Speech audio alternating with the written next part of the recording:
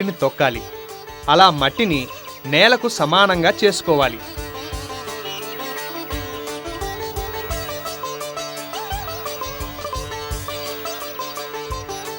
ఆ తరువాత చుట్టూ కలుపు మొక్కలుంటే తీసివేయాలి.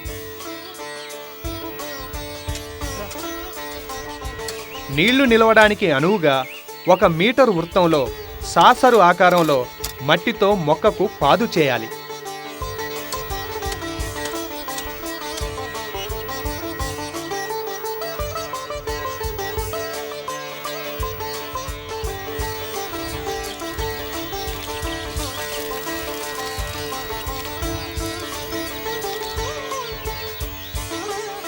నాటిన మొక్కకు ఊతంగా వెదురు లేక ఇతర కర్రను నాటి తాడుతో ఆ రెండింటిని కట్టాలి.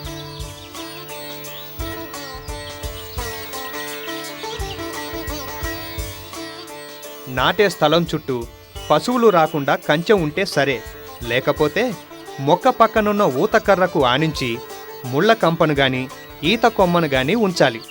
ఇలా పశువుల బారి నుండి మొక్కను కాపాడుకునే ప్రయత్నం చేయాలన్నమాట.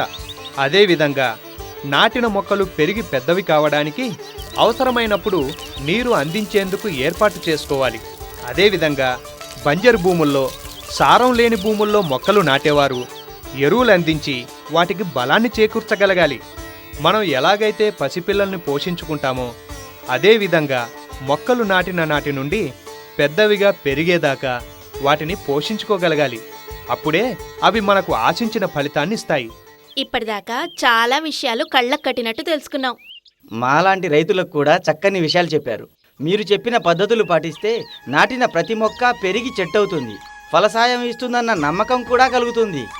Very good. మీ నమ్మకం నిజమవుతుంది. మీలాగే రైతులందరూ ముందుకు రావాలి.